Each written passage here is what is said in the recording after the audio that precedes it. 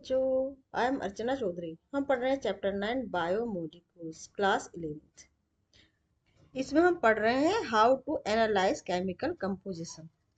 इसमें हमने पिछले लेक्चर में थोड़ा सा प्रोटीन के बारे में देखा था, और आज का हमारा जो लेक्चर है वो है लिपिड्स के बारे में। What is lipid?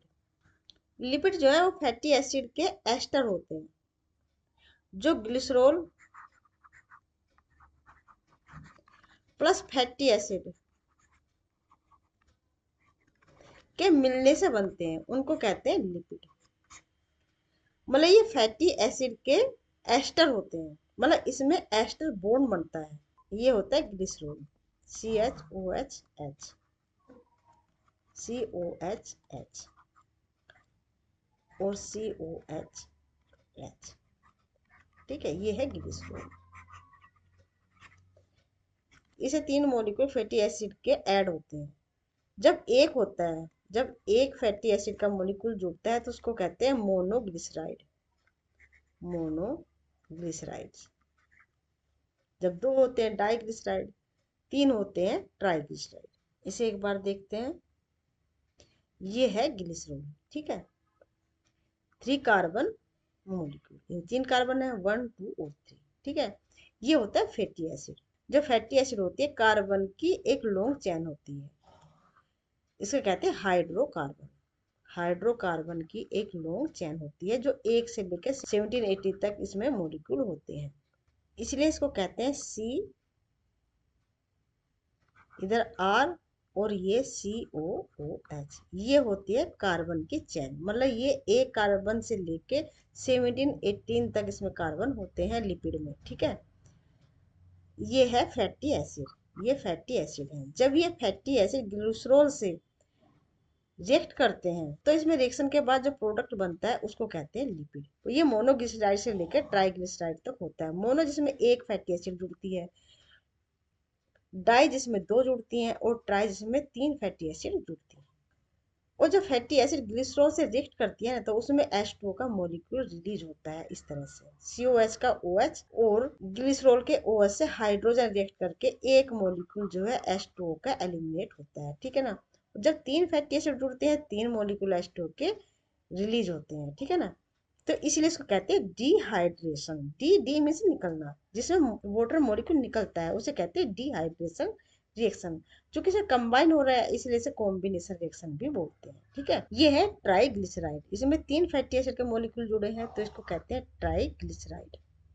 ये देखो, ये फैटी एसिड है पामेटिक एसिड, जिसमें सिर्फ एक फैटी एसिड का मॉलिक्यूल जुड़ता है। ठीक है, और निकलता है H2O का मॉलिक्यूल। इसको कहते हैं डिहाइड्रेशन सिंथेसिस। ठीक है, सिंथेसिस हो रहा है ग्लिसरॉल और एक फैटी एसिड के मॉलिक्यूल से सिंथेसिस हो रहा है पामेटिक एसिड का।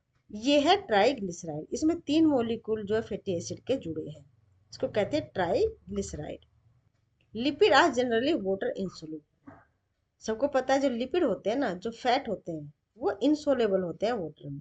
क्या ऑयल और घी को आप वाटर में डिजोल्व कर सकते हो? क्या नहीं कर सकते, वो ऊपर आ जाता है ना, क्योंकि ये जो है ना ये इनसोलेबल है। ऊपर क्यों आ जाते हैं? जो तेल और घी होता है ना उसकी डेंसिटी वाटर से कम होती है, इसीलिए वो उसके ऊपर तैरता है। ठीक है, they could be simple fatty acid. A fatty acid has a carboxyl group attached to an R group.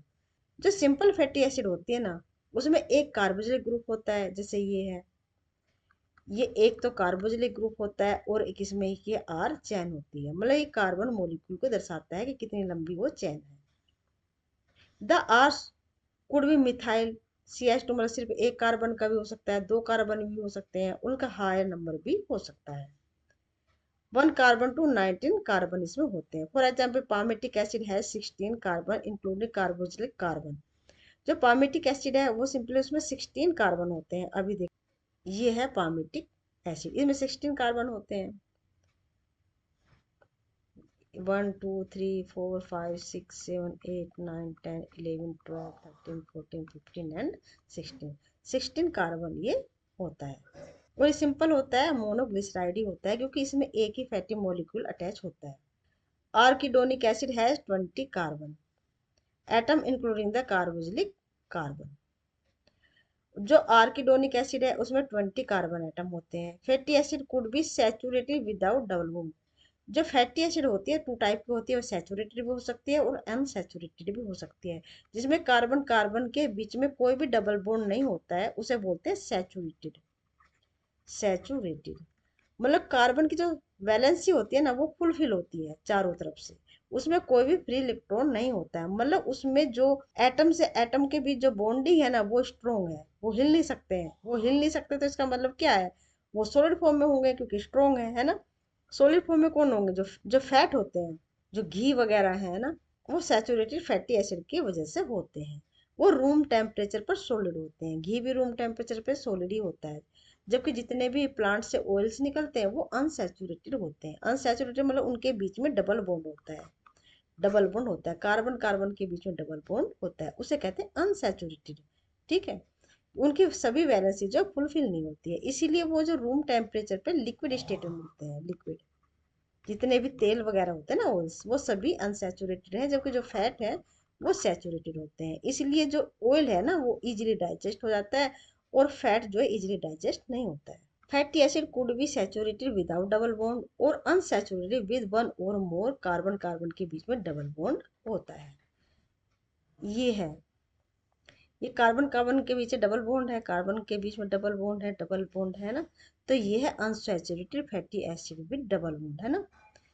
जैसे कॉर्न ऑयल है, जो ऑयल होते हैं वो अनसैचुरेटेड होते हैं, और जिसमें डबल बॉन्ड होता है ना वो टिल्ट हो जाते हैं वहीं से।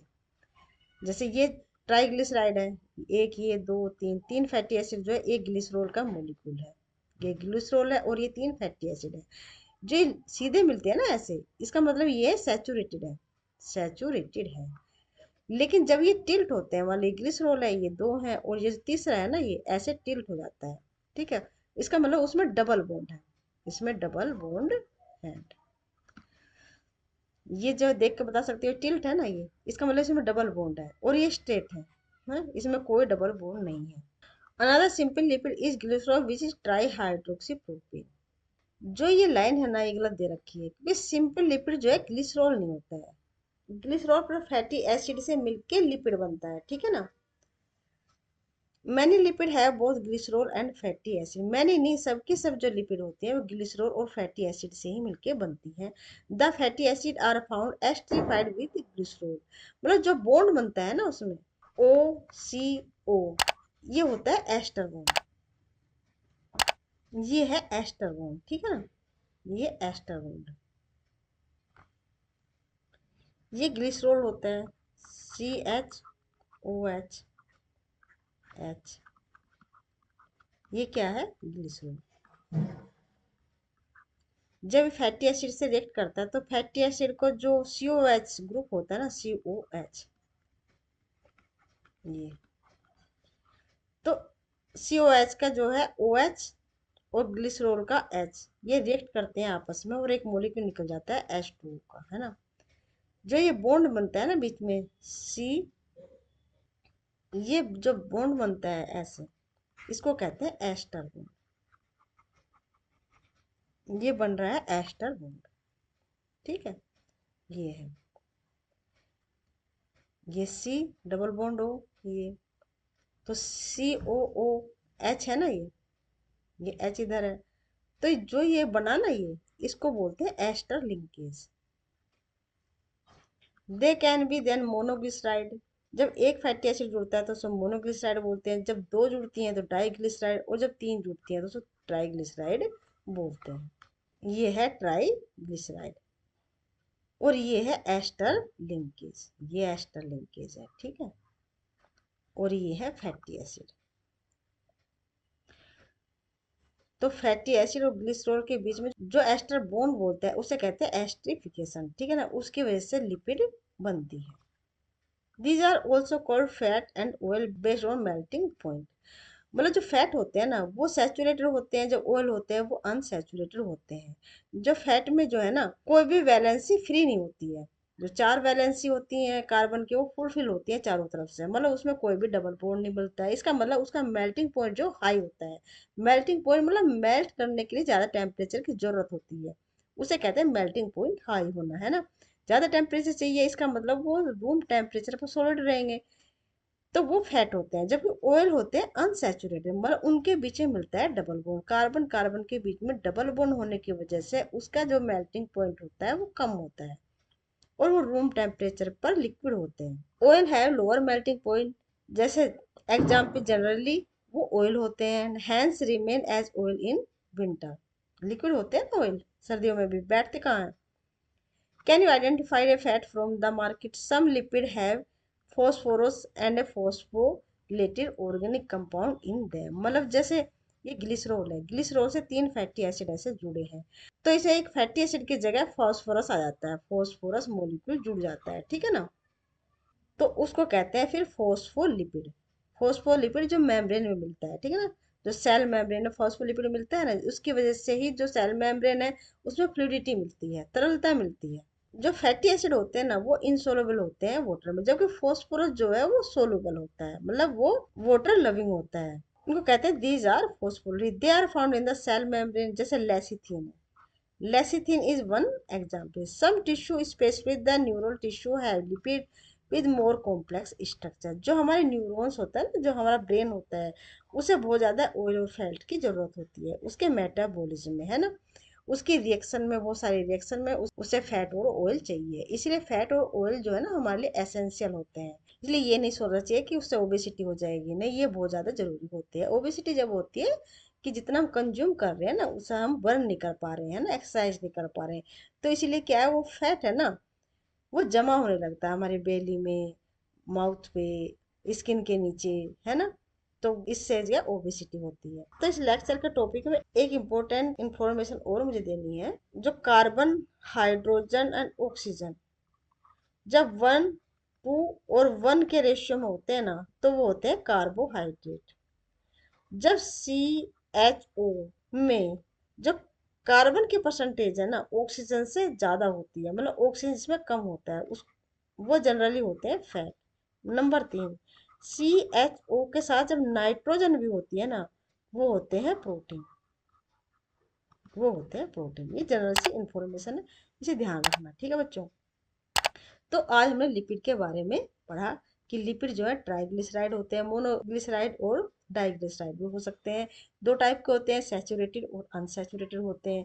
जो सैचुरेटेड होते हैं उनके कार्बन कार्बन के बीच में डबल बॉन्ड नहीं मिलता है, और वो रूम टेम्परेचर पर सॉलिड होते हैं। जितने भी फैट वगैरह, जितने भी घी होते हैं ना वो जो है सैचुरेटेड होते हैं, जबकि अनसैचुरेटेड जो होते हैं उनमें कार्बन कार्बन के बीच में डबल बॉन्ड होता है और रूम टेम्परेचर पर लिक्विड होते हैं, जितने भी ऑयल्स वगैरह होते हैं। और जो लिपिड हैं वो ग्लिसरॉल और फैटी एसिड के कॉम्बिनेशन से मिलते हैं, ये एक डिहाइड्रेशन कॉम्बिनेशन रिएक्शन होती है।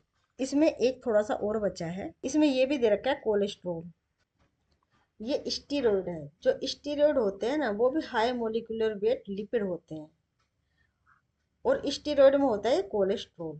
और सभी जो स्टीरॉयड होते हैं ना उनमें एक सेंट्रल न्यूक्लियाई होते हैं जो 4 हाइड्रोकार्बन चेन के फ्यूजन से बनते हैं, जिसमें 17 कार्बन होते हैं, ये जो है ना ये इतने, उसे कहते हैं कोलेस्ट्रॉल, ये है कोलेस्ट्रॉल। और इस न्यूक्लियस को बोलते हैं साइक्लोपेंटेनो पर हाइड्रोफिनेंथ्रीन।